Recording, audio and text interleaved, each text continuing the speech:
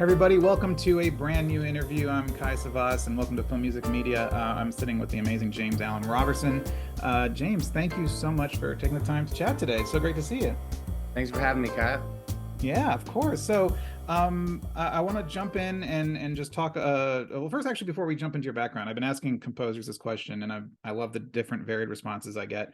This question may seem simple, but I think it has a lot of different connotations to people. So I'm curious, as a person, as a storyteller, as a musician, as an artist, what does music mean to you, and whatever sense you make of that? Oh man, music is metaphor to me. Music is emotional subtitles, at least in film. I feel like that. It's someone can say a phrase, a propositional phrase like "I'm doing all right," and the music can tell you whether or not they're lying or not, whether or Oh not they're yeah, telling the truth. And so I feel like music is just this. It almost doesn't exist. You can't see it, you can't touch it, you can't taste it. If you stop it, it disappears. It's not like a film where you pause it and you're left with the photograph. You stop music and it disappears. You play right. it too fast, it doesn't make sense. You play it too slow, it doesn't make sense. It's so powerful, but it's almost not there, and it's just perfect metaphor. So that's kind of how I see music. It's just this, I don't know, like ghostly thing that just tends to permeate everything that we do and feel. Yeah, oh, that's an awesome answer. I love that. That's amazing. So, I want to jump back, and I want you to maybe take me back to growing up, and those formative years. Where do you remember? Was there like a catalyst, like a point in your life where music entered it and started becoming just piquing your interest? Was there, or did it just kind of happen naturally? Were you just surrounded by it and it kind of gravitated towards it? I'm just curious if there was like a aha moment, or it just kind of slowly seeped into your life. Literally every one of those things. Oh yeah. So I started playing Suzuki violin when I was a little kid. And my dad was a guitarist, classical guitarist and banjo player. And he later taught classical guitar, but he played banjo and everything. So music was always kind of around, and I didn't feel this way or that way about it. It was just kind of a Yeah. thing I did, and I studied Suzuki violin, playing, pepperoni pizza and all those little things from the age of like 4 up. But I I got hit with it. I got hit with guitar, and I got hit with actually really caring about music kind of for its own sake, maybe around age 12 or so. Mm. There was a small period where my dad was teaching electric guitar, and that was when Santana won all those Grammys. And I was like, that was in the culture, and it was just, there was all those like good guitar players and bands on the radio back then. And I just said, I want to try this. And there's a guitar down the hall. And that was really when it all kicked in. And my dad was cool, and like he had all this gear, and it kind of slowly migrated into my bedroom, and I started learning how to use the stuff. Yeah. And I mean, so that really was when the sort of the bomb went off for me. And then just a year or two later, I would have been in high school, and I played violin in our orchestra, and we used to do these like pops concerts, and we used to play like John Williams, and we used to play Hans, and we used to play Braveheart. We would play all these Yeah. different things. And I got to play or like James Bond, and I got to play the Monty Norman part. So Yeah. all of that kind of was popping off around that time in my life, and all of the pavement had kind of been laid before without me being, I was kind of ambivalent about it. But then all of that started popping off, and then I went off to Berkeley, and so everything just kind of grew. The seeds were planted early on, but everything just started germinating around then. Yeah, just started sprouting. When were you like aware that film music, or visual media was kind of the path that you wanted to take? Because you got into music, was it always just regular kind of classic music, concert music, bands? I'm curious, when did kind of films and television kind of enter your life, and you're like, oh, this is a career that I could possibly pursue? And what made you gravitate towards that? That's such a great question. I feel like it was all again around that time. My Yeah. friend Grant and and like he and I and our moms used to just go to movies all the time. And I remember we saw Gladiator, and like that was just this religious experience. And I didn't Yeah. know much about film music back then, but it just like the the Duke and the everything, the voices and the orchestra and the percussion and everything just was like this religious experience. And then like a year or two later, whenever in high school, we started playing that music.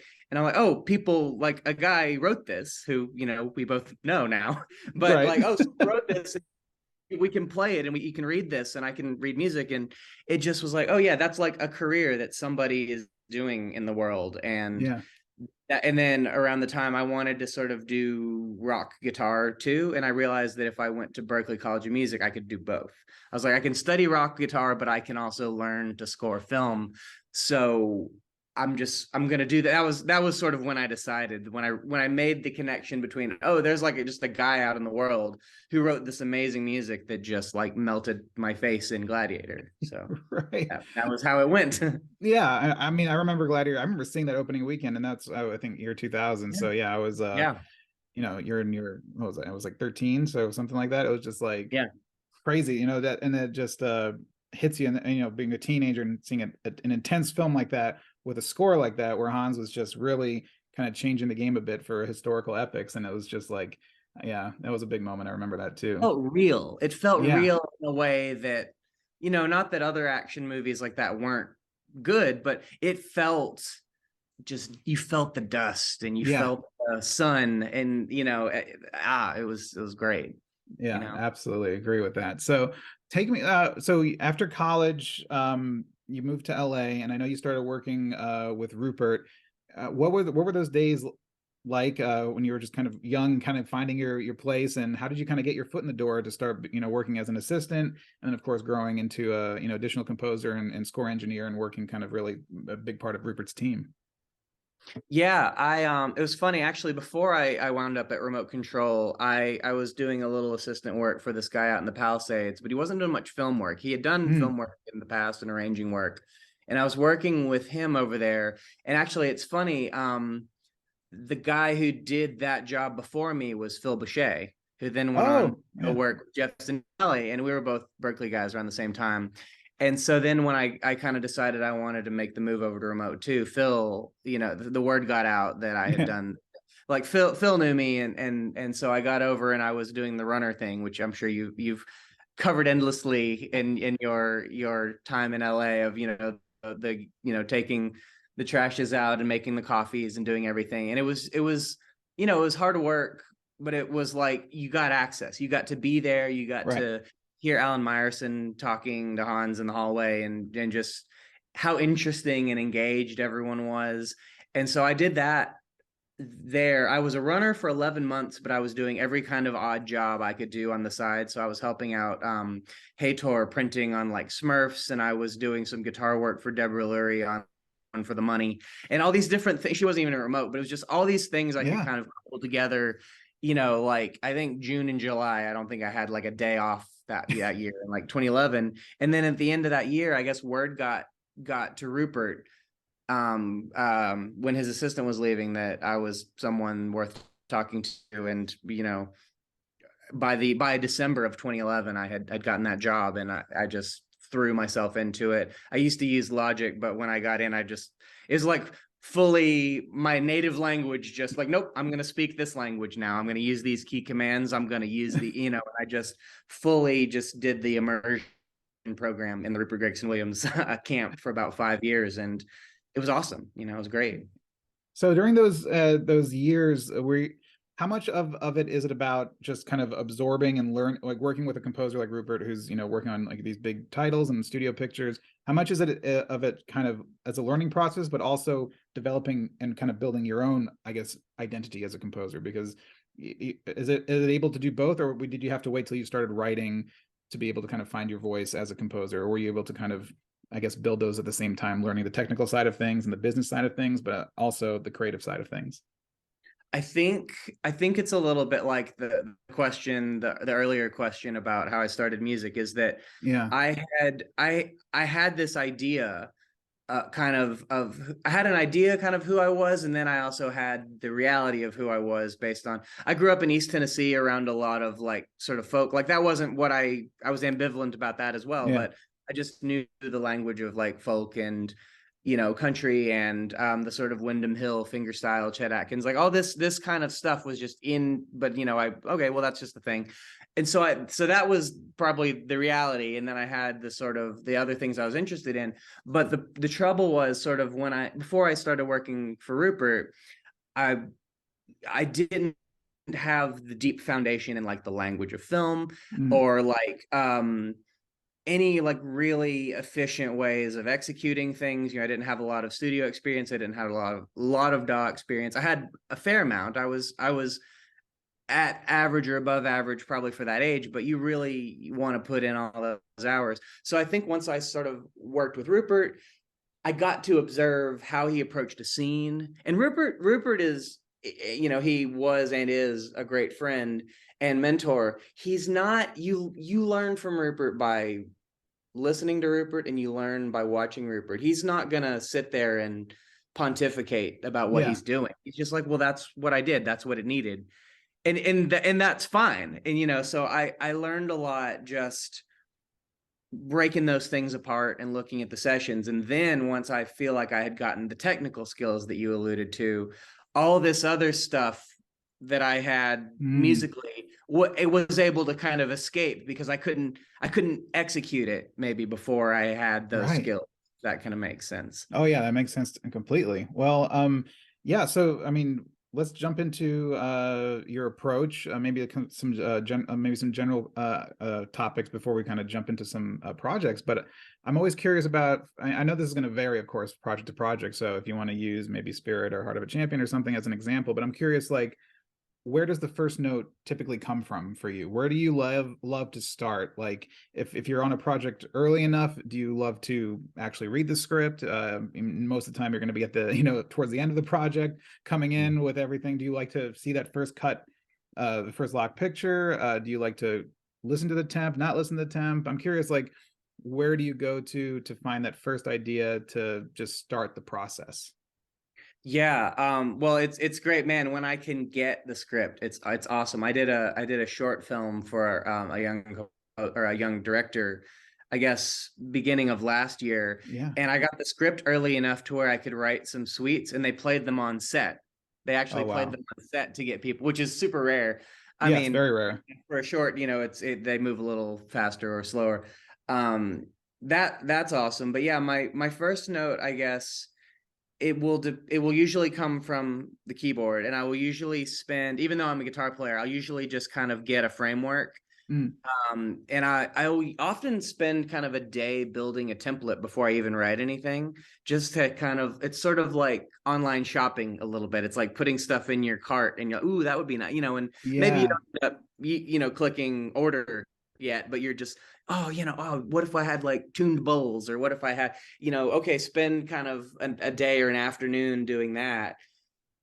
And then maybe not having any of that, getting on a piano patch or Yeah. something, and then just writing some music. And then, okay, well, what if that melody or that chord was, and then, that's kind of how it starts. So you get all these colors, and then you sketch in black and white, and then, Mm. but you've already sort of, and, not that you can't add something else that comes along, but I like having everything kind of laid out in front of me. And that goes, if you could see my room right now, the guitars are everywhere. Like, you can, without Yeah. moving, you can grab things and swing a mic around. So it has become a fast process, but generally the first notes are on the keyboard, and then we just start blowing it out and giving it color, filling in the lines.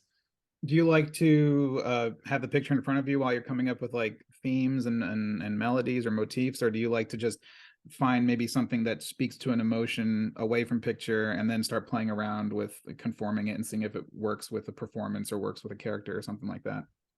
It's probably better to not have the picture sometimes, like with Mm. that the short, the surviving the big one that I did. It was great to just have the words, and then they tempt kind of with my stuff, and then I could sort of see what worked and what didn't. Yeah, But yeah. I will say I'm very influenced musically by cinematography. I realized that in Heart of a Champion.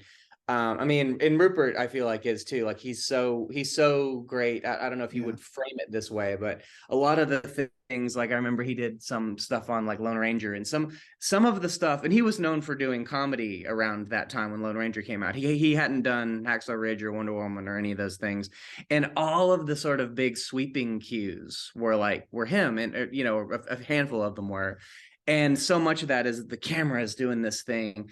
And so that can you'll be writing something and then you'll see the picture and you go, oh, this needs like to be 100 feet tall. This is, you know, so the picture can really help, but it is nice to start to, Yeah. you know, yeah, because then it's all in your imagination. And when you so yeah, let's I guess we can just start. I want maybe let's start with Heart of a Champion actually, because I want to talk about working with director Brad Keller. So let's talk about how you know you started that project, which is a beautiful, wonderful family film about a girl who finds a lost horse, and of course bonds with it, and you know, and overcoming obstacles and stuff like that.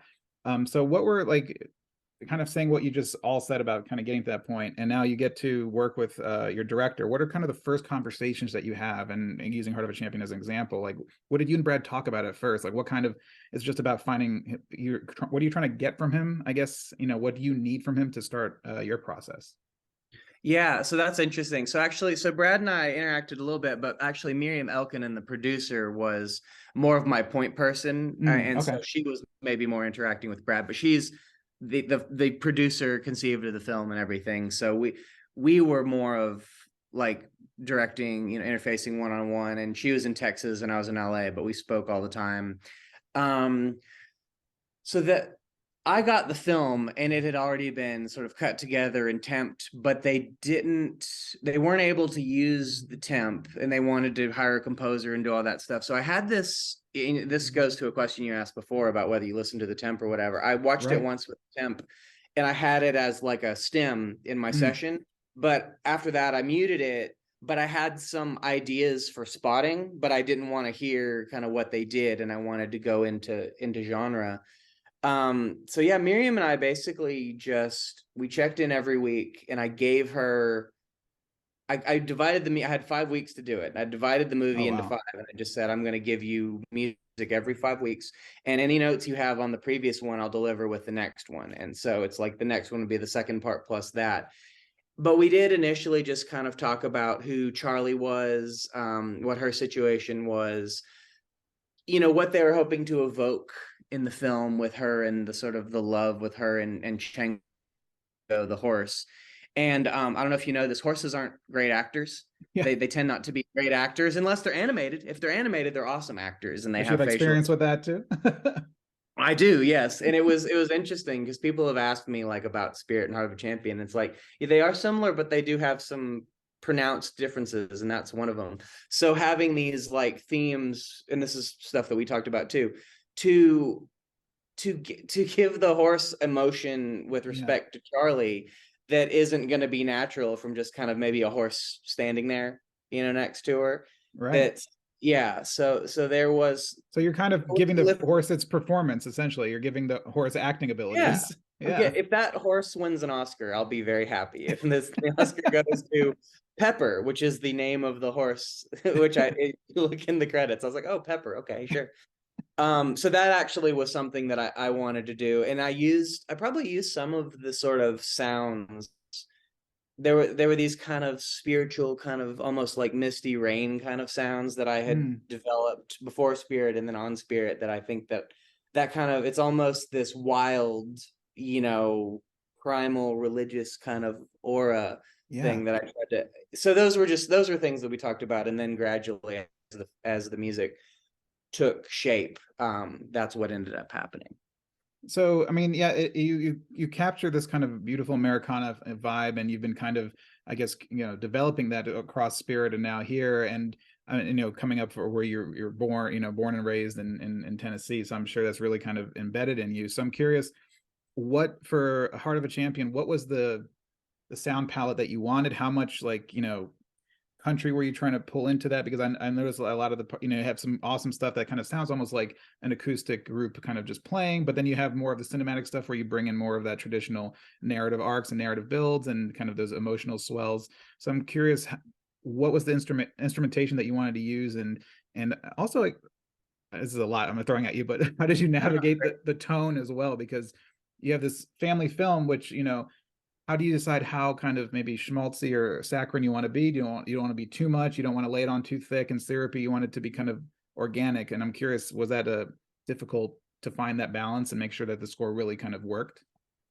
It was a little bit difficult, and it took shape gradually, but I did have most of the decisions, most of the sonic decisions, and most of the thematic decisions I had made pretty early Yeah. on. And you know, you mentioned country and Americana and stuff, and I knew that obviously that this is going to have a lot in it, but I didn't think you could just, you know, cock a shotgun and just shoot Americana all over the whole thing. Otherwise, it's Right. going to be very homogenous. It's not going to have the sonics aren't going to have any narrative power if everything is just a country band. So like the temp for the first scene, when we see, not the first scene, but like when we see Charlie emptying her piggy bank and we see her room and all the horse things, and it's a small montage, the temp was really lovely. It was just a solo banjo kind of doing the swingy thing, and you know, it was nice, but I felt like that was too obvious, and it didn't dictate a journey for Charlie. And Right. hopefully this is going to answer like 3 or 4 of the parts of your Yeah. question all at once. I made that into almost like a little electronic indie thing. There were like little, Mm. you know, these little arps and a Glock and some plucked violas, and it was almost like just some little indie thing. You know, like if Yeah. you know, it's like Florence and the Machine Kids, you know, like something like Right. that. And then that theme gathers sort of the Americana steam as she becomes more and more of a cowgirl. But then she's just a kid that moved to the country. She Yeah. doesn't, you know, she has heart, and the theme reflects that, but the instrumentation and the scope of it grow over time. So that was like a little logical lever I could pull and use in other places. And then so then you have that, but then you know, Clint's a cowboy, and Django's a horse. So you have these things you can hang on, like one's more wild than this, one's, you know, the dad has a different sound, which is kind of these sad electric guitars. And so I Right. knew all of that pretty early on. And then once I started writing the music, the score took shape. And I don't think it, obviously themes repeat themselves, but I feel like it's sonically diverse enough, Yeah. including the montages. Some are indie rock, some are country rock, and then as we get to the state finals, it's just full on like country, Toby Keith, whatever. And so then it has some color to it in a way that just everything being country fiddle wouldn't deliver, I think. Right. And you produce some songs as well, right? In the film? Yes, that's Yeah. that's correct. All the songs. So I didn't write the lyrics to them, but I had several friends who I knew could help me out on this, because I had 5 weeks to do the score and the songs, and I knew that I had to kind of Wow. work in parallel. So I kind of asked several friends. I had this big alphabetical list of just friends from LA and Berkeley that I could call.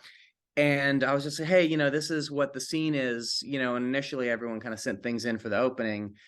And it was interesting. You'll like this, I think. This band Idle Mind, which is Hannah and Lucas, who did the opening song. Yes. I told them about that, and they sent me a few things, and one of them was an 8-bit track. It was like this 8-bit with like, you know, 808 claps and stuff. Yeah. And I was like, actually, this is wrong. It's fully wrong, but it's awesome because it's got this kind of innocence and childlike thing. And so I threw an EQ on it, high passed it, and then I just played that song with banjos and guitars and stuff. And I said, "Does this inspire you?" And they go, "Oh yeah." And they sent me "Windswept and Wild." So it was just, I was like, you know, that's different than the temp. And so Right. then they sent me a cut of "Windswept and Wild," and then I layered up my Americana stuff on that. So that's just one example of those. So the production was almost my favorite part of this, because it was collaborative and it was a way to unify the songs with the score. So it Right. all felt of a piece, which is rare. Actually, I feel like it's rare. You don't usually get to do that. I know. I mean, I think it's especially in live action. I feel like in animation you see it more often. Maybe like what Hans or John Powell would do.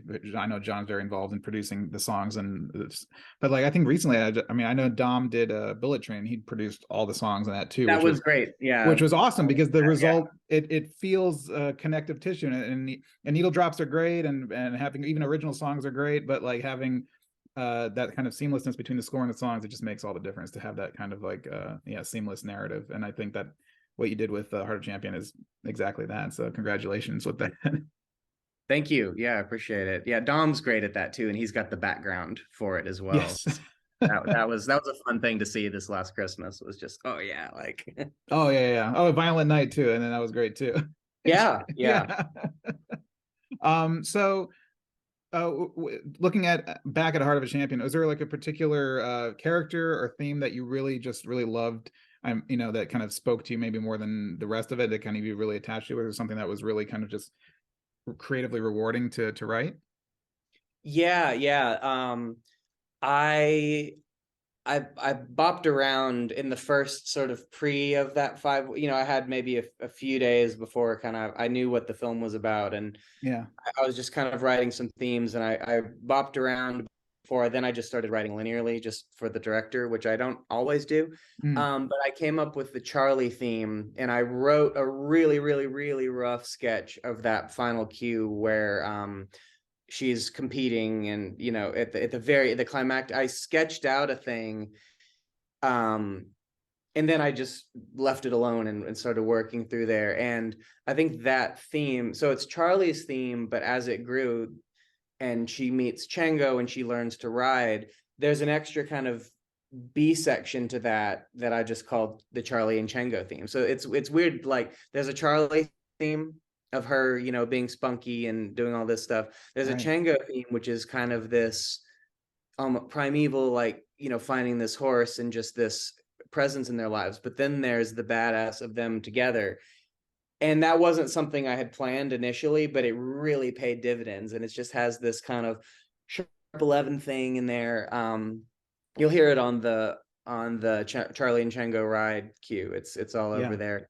And that was really rewarding. And it pushes all of my little nerdy musical buttons of just intervals that I like. And it soars. And I got this fiddle player, Dana B from Nashville, who I met a few weeks sort of prior, weirdly enough, before I started doing this movie, who played fiddle over everything and just brought all that to life. Like just that Wow. little coat of paint of actual Nashville country fiddle. That's awesome that you got to bring somebody from your hometown, home Yes. state. Oh, it was great. Yeah, I would call her and I'd be like, here's what's coming this week. And maybe it's 5 cues or maybe it's 15, but it was a lot of That's fun. awesome. Well, yeah, Heart of Champion. I mean, it's getting a glowing response as well. It's such a wonderful film. It's such a feel good movie for the entire family. And but I want to. I know we jumped to that. I kind of want to rewind back now and talk about Spirit Riding Free, which I really loved your score for that series, which is the DreamWorks animation series based on the film, of course, that Hans did. So if we take a step back and maybe knowing what you did for Heart of a Champion as a completely different realm. So let's maybe compare and contrast. How was working on an animated series different than a live action feature film? And take us maybe through the steps of, I guess, finding the sound of the show, and how long do you think that took for you to kind of, I guess, to find the heart of it over the course of the first season? Yeah, that was definitely the period, was the early bit. I hope I came up with this because I think it's clever. I always used to say, movies are summer camp, and television is boot camp. Yeah.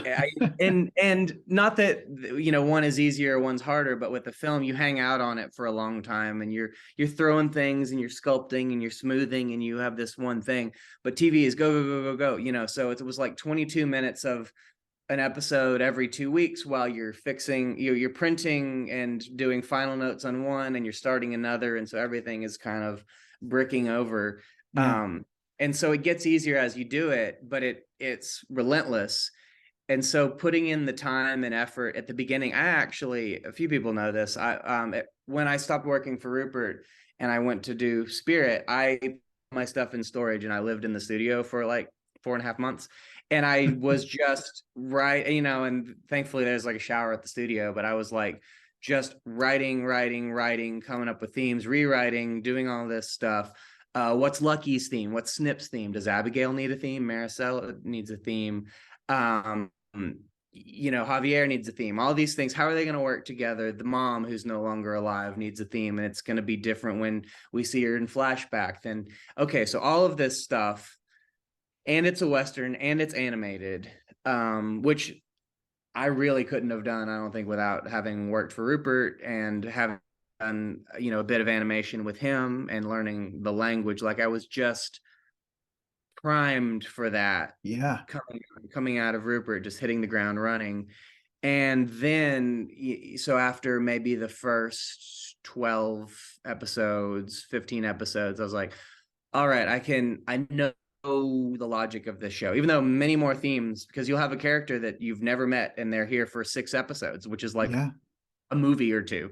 It's a lot of material, especially in animation, but I knew the logic of the show, and that made it a lot more sort of okay. Yeah, like the bandwidth now is on the figuring the scenes out and telling the story, rather than what is this show I've never seen before. Yeah, exactly. And I work at Cartoon Network Studios, so we work in animation, but we do typically 11 minutes.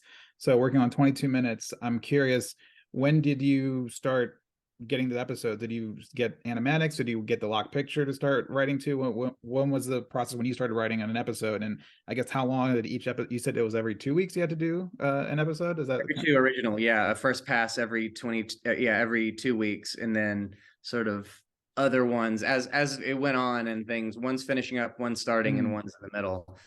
The 22 minutes is great, actually. I mean, it's a lot of work, but you get enough time to kind of develop something. You have more room more space to stretch out than an 11-minute like traditional like TV. Oh, for sure. Although I do love the 11-minute thing. My friend Mike Barnett and I were doing this project years ago. Actually, it hasn't come out because of COVID, and it was like an 11-minute thing. And that was a lot of fun. And it was just wacky, and you just cram so much in it. There's something, especially with Spirit too, where the initial brief was like to do it a lot more kind of cinematic, like Spirit, Stallion of the Cimarron. They wanted it to kind of not to have that path. They wanted it to have more Americana rather than the synths, but they wanted it to feel scope, these beautiful landscapes of the West and horses running at sunset and stuff. So approaching it like a movie really helped. But and actually there were these, I think it were 5 episodes, the end of the 4th season into the 5th season, where Lucky meets her grandparents and then runs off and her grandparents have a circus and they run off, and then she comes back, and they're 5 episodes. And so like I would always call that to myself Spirit the movie, because it's 5 22-minute episodes. So that's like a movie. And so I treated it that way, and I'm like, okay, well, Milagro's got a theme that we've never heard before. The grandparents have a theme. Like, we have all of this new stuff, and I just treated those like a movie. But you were asking about process and about when I got it. They were really good. Everything was locked, but I would generally only get 2. I would get sort of a rough CGI kind of, not rail or not, but like not fully done, but all of the action was locked. Okay. And I could write to that, but it was just kind of rough color and rough graphics. And then by the like second pass, I would get the final. So like I would be working with something that wasn't quite fleshed out. And sometimes I'd have to readjust. Like there'd be some action scene and it wouldn't be quite as smooth, but all of the cuts and all the beats and all the dialogue were all the same, which is a blessing when you're working that fast. There were rarely conforms, which is, as anyone knows, the bane of a composer's existence usually. Right. Yeah, conforming. Love the music, but the scene is completely different now. It's like, okay, well, you don't get the music, something else. We shaved 5 frames off of every 5 cuts, and now you got to make everything. Yeah, but we love the music. Don't change anything. Well, what? Yeah. What was for Spirit? What was the most, I guess, what was the most challenging aspect of it? Working on a series for that long across many seasons, was it difficult to? Did you try to keep the feel? I mean, you talked about just how you were trying to create a movie within the show. How did the music evolve across the span of the series, or did you try to keep make it familiar throughout the whole run, or did you try to change it up from season to season? Was there any challenges that popped up that you didn't expect, or? Yeah, good question. I did try to change it up. I think sometimes there were some episodes that were just like, this is just a little comedy episode. Yeah. We're not, because there were sort of some sub B, things that carried across over the season, not a ton. And then Right. there were the one-off episodes, and just trying to keep the comedy, which actually was kind of why I got hired for this. There was a different composer on Spirit at the very, very, very beginning, Mm. and he didn't stick around. And I was told part of the reason was like they wanted someone with a deeper comedy background, which thankfully I had, working with all those Sandler films with Rupert, Yeah. which was very helpful. But just keeping the language of the comedy fresh, because it can be easy to just have like boop boop boops, and just to not fall into a pattern with that sometimes took a little bit of scratching and just trying, what if it's a different instrument, or what if this time it's like a harmonica, or what something that was a bit of a challenge, because you have so many little Mickey Mouse comedic moments, just Yeah. making them not feel like, oh my God, we've heard this so many times. Yeah. Maybe that was just for me, that maybe no one else cares. No, that's awesome. Spirit was a fantastic series, and Heart of Champion is a wonderful, it's a wonderful little film there with a great story. And so yeah, we've covered a lot. But before we wrap up, I kind of just want to maybe talk. You've been working in this industry for a while now. You're closer, we're on around the same age. We've kind of seen the most change, I think, than any generation, with technology, with mergers, with all this stuff. Everything, the ground is shifting around us. So I'm curious, what's your take on the state of the industry right now? Do you what are maybe some good things you're seeing? What are some things that maybe concern you, maybe especially within the soundtrack and composing world? Is there anything that and how have you been, I guess, adapting with everything, with all the changes that are happening around us? Yeah, it's interesting. I feel like you and I could have a whole other podcast about this, about Yeah. the changes that we've just lived through, and the changes that we are likely going to go through in the next 6 to 12 months. Whether or not there's a writer's strike, whether or not Yeah. these streamers are going to pull back their content because they've maybe overproduced. I mean, there's a lot of conversations about that. But the last, I don't know, 8 or 10 years, I feel like have been really good, in the sense that there's a lot more content. Like when Mm-hmm. I came out to LA, I feel like that was when I first subscribed to Netflix as like a streamer. Yeah. Yeah. Back in our days, it was like you'd get a DVD in a little envelope, and all these things. And then a little while after that, they started making original content, and now everyone's doing it. And there's so much more content, and that they want composers for. So lots of my friends, are just doing so great in those things. Like Tangeline Bolton's one of my greatest friends, and Oh, she's just killing it she's over at fantastic. Netflix. Yeah. Yeah, and it's like, and I love that. I mean, she would find something wherever she was going, but I just love that there's enough content to where, and like Tori Letzler and all these different people, Daniel Rojas, everyone is just like just killing it with all these new interesting shows. And I selfishly want those to keep coming, because I want me and all my friends to do this kind of work. Yeah. I understand the necessity of maybe scaling back on some of that from the business standpoint, but that's a change that we've seen, and I'm curious if that's going to continue. Um, but yeah, I've really liked that. I mean, I know that's only one small facet of all the different changes we've been dealing with, because I know there's also the buyouts and things that people want to do, and that's not great. And I haven't been subject to that yet, but I know people want to, buy out royalties. And I'm a big advocate of just, when you do this kind of stuff, like you're a writer and you're creating intellectual property, you want to maintain that, because you don't know when the next gig's going to be. You Yeah. want to do your best on it. And if you're like, well, I just have to get this out, or I have to take on 15 things, or I'm not going to be able to eat, if you get the royalties, it all comes out in the wash. But if you're always just going from gig to gig, and the only money you make is just the fee, which is also getting smaller and smaller, it really Absolutely. squeezes everybody, and I don't think you get the best. So I mean, that's another aspect that I feel like is maybe creeping in, and I'm not excited about that. But I don't know, maybe ASCAP, or various organizations will get some leverage and try to fend that off a little bit. Yeah, But I know it's been tough for, I mean, yeah, there's a lot more content, but of course, studios, have this, it's a double, you have all this content now, but now you have to actually maintain the artists who are making this content for you. And now studios don't want to, put up their fair share, I think, from my perspective. And that's why the royalties thing, I think that, streaming royalties are just such a hot topic thing, because they are almost nothing, and it becomes harder and harder to make a living doing this, where people feel like, oh, this is what you love, so just suffer for your art type stuff. But it's like, yeah, that's the do it for exposure, like the band, the like the Blair exposure Wedding. shit, yeah. And that's the thing too. Everyone's a contractor now, and not just, I don't know Yeah, if people out, who aren't in the industry know this, but like, Ari, who created Spirit, she's a contractor for DreamWorks has this yeah, core, or Netflix or whatever. They have the sort of the deep state core of how they make things, but they'll bring in Guillermo del Toro, or they'll and their contractors such, and composers are and stuff. So that model has sort of been for a while, but I feel like it's so much more now. It's almost like the Uber model of yeah, the Uberification of sort of the post, and production scene. And it's a little weird. There are aspects of it I like, but if you're interacting with a studio that way, they feel like maybe they have less responsibility towards you. yeah. And They don't have to pay your health insurance. They have to, it's just like, yeah, no it's your own benefits. Yeah, you're cheaper for them.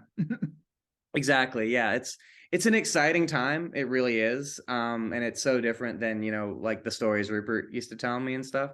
So it's exciting to sort of be a part of it, kind of with you, because we're all, it'll be interesting to see what the next, 5 years holds. But yeah, it's challenging as well. Yeah, it's been unique, because it's no longer a world where it's like, oh yeah, I do like 3 big movies and now I'm set for life. It's like, no, I got to do like 30 like small projects just to kind of make up, what the last generation did. And when I moved out in 2011, and just, yeah, I remember when I started working at Disney, they just made the deal with Netflix, and I was working in home entertainment, and they were creating the art for Netflix. There was no Disney Plus, Disney Movies Anywhere didn't even exist. There was no other streaming service, and all the studios were feeding into Netflix and that one little funnel of putting stuff in. It's just amazing how quickly everything changed. Now everybody's separated, and the walls are up, and everyone has their own streaming service. So it's and now we're pulling back. Yeah, now everyone's pulling back. It's like vroom, and now, oh wait, let's pull the brakes. It is pretty interesting.